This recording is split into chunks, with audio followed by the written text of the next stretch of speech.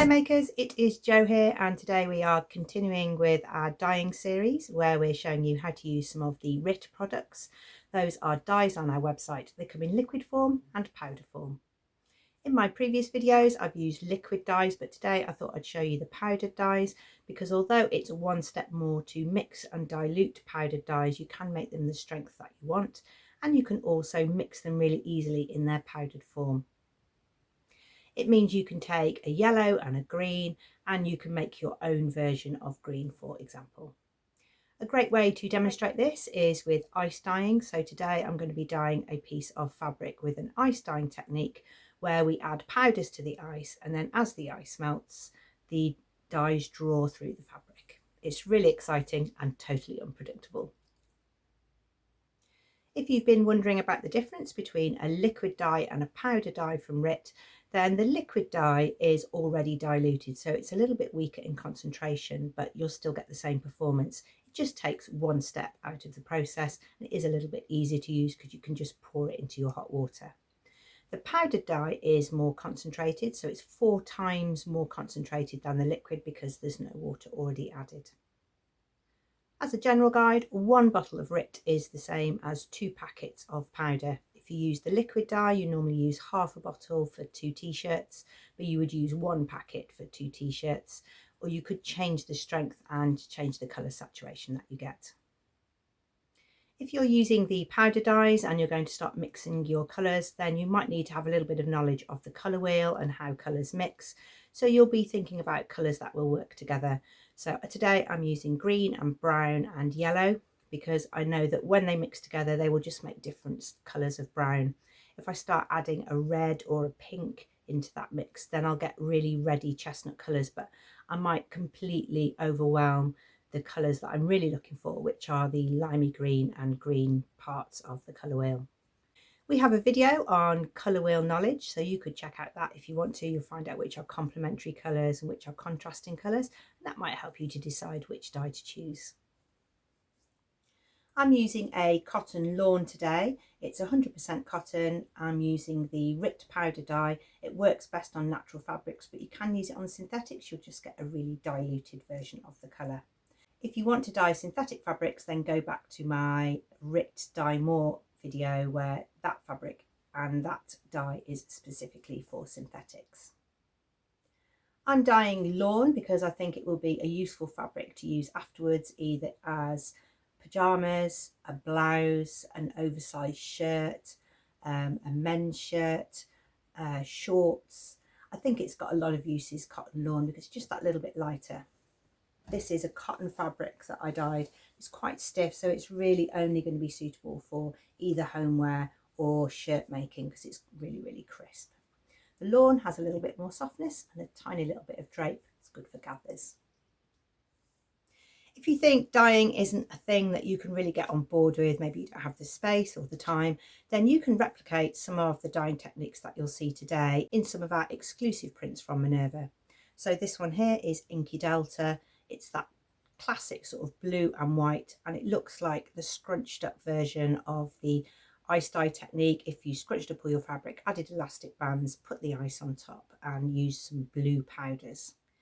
Nebulous Night is another one that's this sort of same technique that you will get when you use an ice dye. So you can use liquid dyes with ice dyeing, and then you'll get much more saturation and less spaces between the colours. So if you add liquid dye to your ice, then it will flood more. You've got more liquid from both the ice and the dye, and you'll get something a little bit like Nebulous Night. Finally, if you want something a little bit subtle, a bit more liquid and fluid, you can try Rainbow Vision. This one has lots of really bright colours in that sort of rainbow spectrum. It's really beautiful, and with all of these fabrics they come on all of our base cloths, so you can have print on demand. You'll see it on our website. It's labelled POD. It means that exclusive print can be printed on any of our base cloths. So if you're looking for a Ponte Roma, something stretch, you can choose that base cloth. If you're looking for something fine and floaty, anything with a satin finish, you can choose charmeuse or silk. or if you're looking for something crisp, go for a cotton. If you're looking for something hard wearing, you can look at our twill fabrics. So these designs can be on any fabric. Of course, if you want to just enjoy the process of dyeing and just throw yourself into it and find out what happens, that's what we're going to do today. There's two ways that you can ice dye. You can ice dye on a tray, so that way you have fabric, ice on top, and all the water from the ice will drip through a rack into a tray. So your fabric is elevated up out of the residue liquid. The second way is called dyeing in the muck.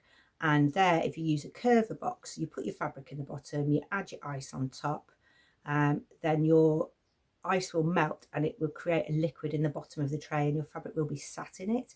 That where you get much stronger colours. It's very unpredictable. It will very much depend on which colours you choose to work together, because if I did that with brown, green and yellow, I would get a sort of browny, greeny, olive sludge colour in the bottom. I don't want to do that to my fabric, but you might want something like that if you're looking for something darker and much more saturated. So today I'm dyeing on a tray. Okay, I've done a lot of talking. So let's go outside, because I don't really want to do this inside because I don't want any of the liquid to overfill or overspill from my tray. I'm doing a voiceover today because I'm in the greenhouse. I'm getting quite a bit of echo in there. So I've got a tray to catch the drips. You could use a seed tray, a roasting tray, a curver box, anything like that. I've just picked a seed tray because that's what I had here at the moment. And I've got my cooling rack from baking, but you could use the grills out of your oven. You could use a piece of wire mesh, anything where the free flow of the ice can go through the bottom. I've got my three colours. I'm mainly going to use yellow and green. I've got an accent colour of brown there because you will get a little mix of the colours running into each other. So it needs to be something that's quite harmonious. You need to prepare the area, so make sure you've got everything you need. I've got my fabric that's soaking. I'm opening my packets now before I put my rubber gloves on. I've got my bag of ice ready and I've got everything that I need. Plenty of space to work and somewhere to put all of the bits and pieces as I'm working along. Another reason I'm doing a voiceover is because I'm going to be wearing a mask because I'm using powdered dyes, and I'm also going to wear rubber gloves.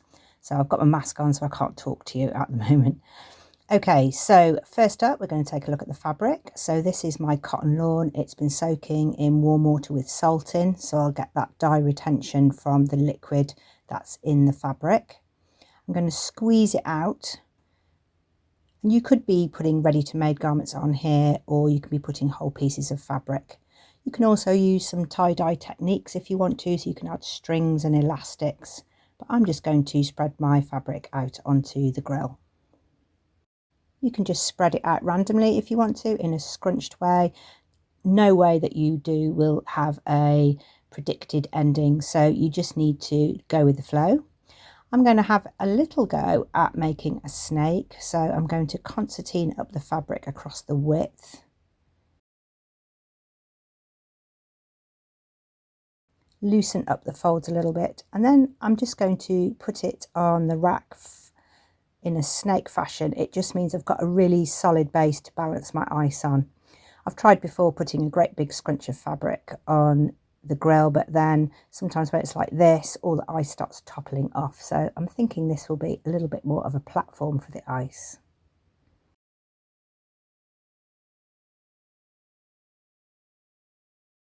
It doesn't need to be controlled. You just need to get all of the fabric onto the rack. I'm going to tuck the ends in because I don't want too much white on the edges. It might make it tricky for cutting out. Next up, I'm going to use ice to pile on top of the fabric. You'll get different effects from different shaped pieces of ice. So I've got a bag of ice from the garage here.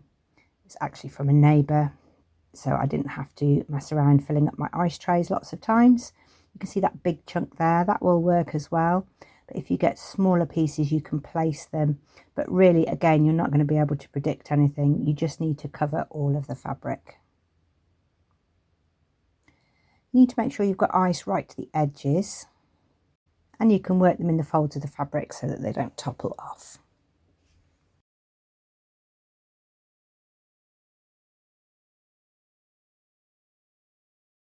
To a degree, you want to be calculating how much your ice is going to melt and whether it will overflow in your tray.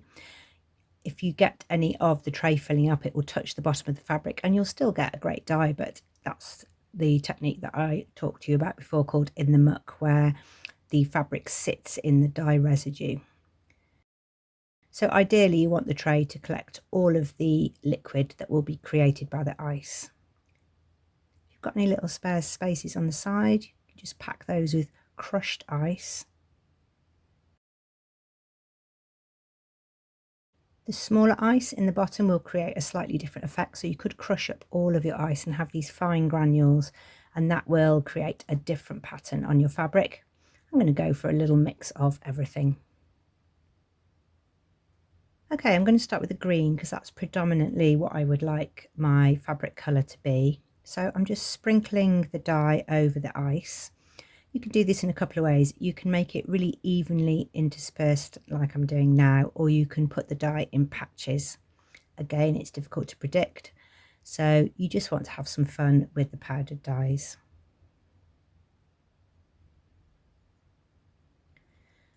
I'm also going to add some yellow, but this time I'm going to put those more in patched areas.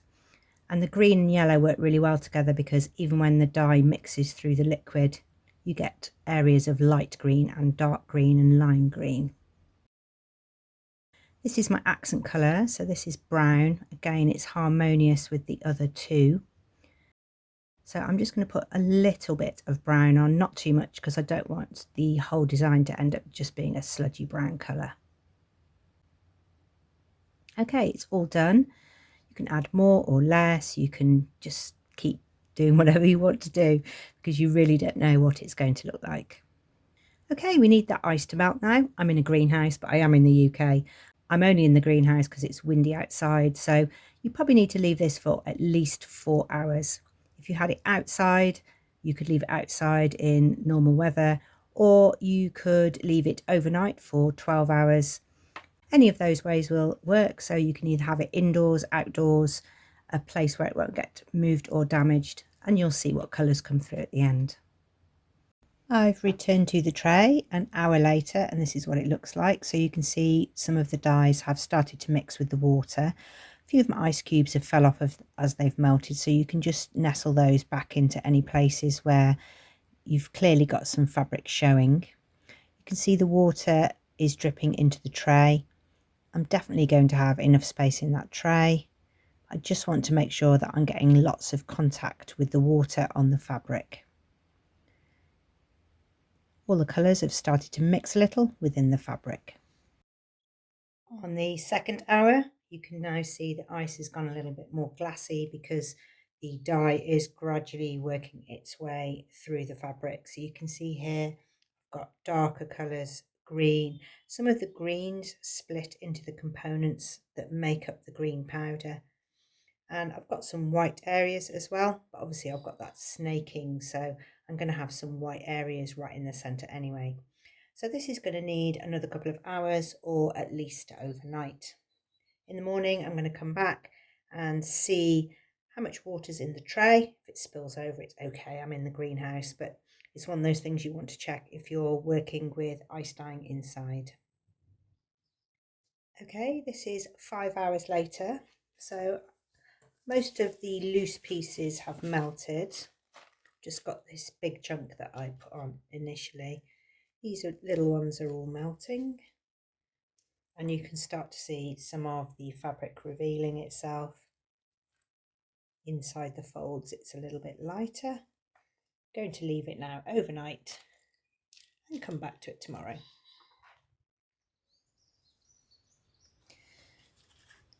Good morning, the birds are singing and the fabric is all still laid out, but the ice has all melted. This is the liquid that I collected. So this is a sort of dark olivey green colour. And now we can take a look at how the fabric has dyed. So you can see we get those mixes of colour, but some lighter areas.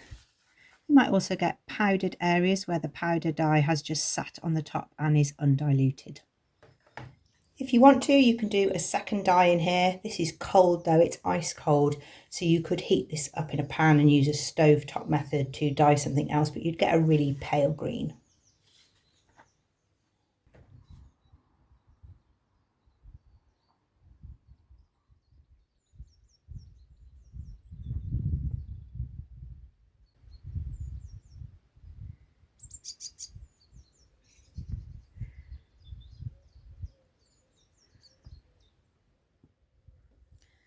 Thought it would be easier to show you the fabric indoors. It's dry now. It's all been fixed. And you can see where the areas of brown are sort of a little bit more sparse than the green. Here you get that lovely bleeding of green with yellow. And even in the areas that are whiter, because the ice liquid is a weak dilution of the dye, then it's not completely white.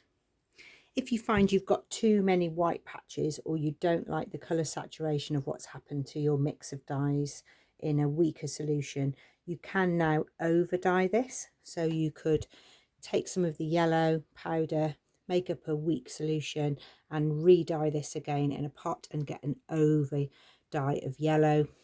That's where you need your colour theory understanding, because you'll get the green areas will go limier green, these whiter gaps will go lemon. So you have to use a little bit of your colour understanding. You might also get areas where the powder is directly on the fabric, so that hasn't been diluted at all. Here you can see there was a really nice scrunch of the fabric. Here was where the big piece of ice was, so you've got more dilution of the colours. And here you can see where the dye's added in pockets.